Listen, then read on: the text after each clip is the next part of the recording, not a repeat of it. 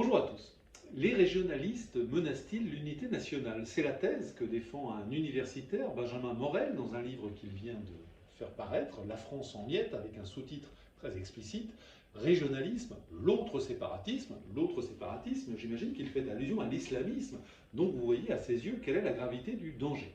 Bien, pardonnez-moi de le dire un peu brutalement, ça ne surprendra pas ceux qui me connaissent, mais je pense que cette thèse ne tient pas la route pour de nombreuses raisons que j'expose dans ma lettre d'information de l'Express sur le bout des langues cette semaine.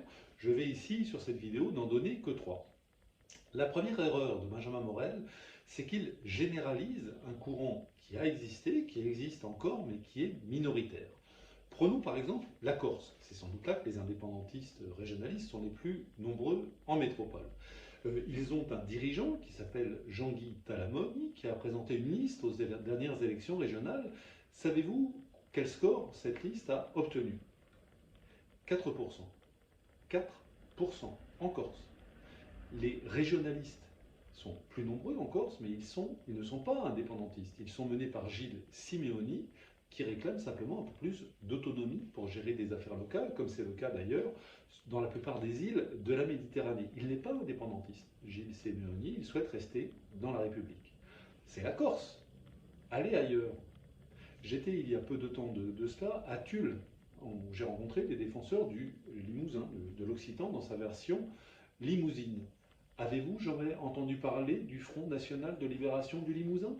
Si Benjamin Morel le connaît, mais qu'il me prévienne, je serais ravi d'aller faire un article, j'aurais peut-être le prix Albert Londres grâce à lui. Vous voyez, donc c'est ridicule, parce que ce que je vous dis du Limousin, c'est vrai du franco-provençal, c'est vrai du normand, c'est vrai du picard, etc., etc. Donc on se calme et on ne généralise pas un courant qui, même s'il existe, est ultra minoritaire. Deuxième erreur de Benjamin Morel, c'est qu'il ne comprend pas une idée qui me paraît simple pourtant, c'est qu'on peut ressentir plusieurs sentiments d'appartenance à la fois.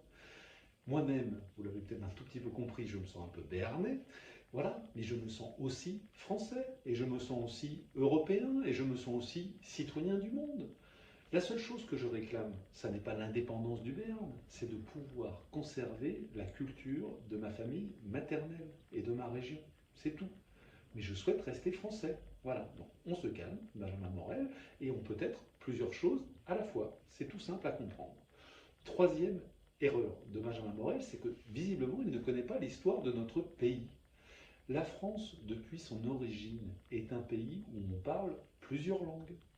On estime, les historiens estiment que sous la Révolution française, ça n'est pas très loin à l'échelle linguistique, 20% des Français seulement parlaient français. Les autres, et bien les autres, ils parlaient picard, ils parlaient corse, ils parlaient catalan, ils parlaient alsacien, ils parlaient béarnais, etc., etc.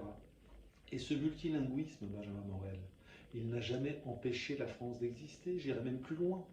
C'est cette diversité qui fait la richesse de notre pays. C'est sa diversité qui fait la richesse de notre pays et qui n'a jamais empêché l'unité nationale. Il ne faut donc pas confondre simplement les deux choses suivantes, l'unité et l'uniformité.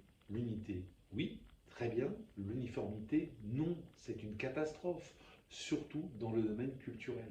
Et donc on se calme et on comprend cette chose toute bête.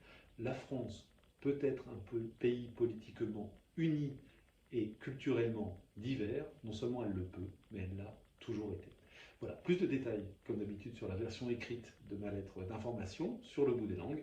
Pour le recevoir, elle est gratuite, vous allez sur un moteur de recherche ou sur le site de l'Express, vous tapez sur le bout des langues, vous inscrivez et vous la recevez automatiquement et gratuitement chaque mardi. Je vous remercie et je vous dis à la semaine prochaine.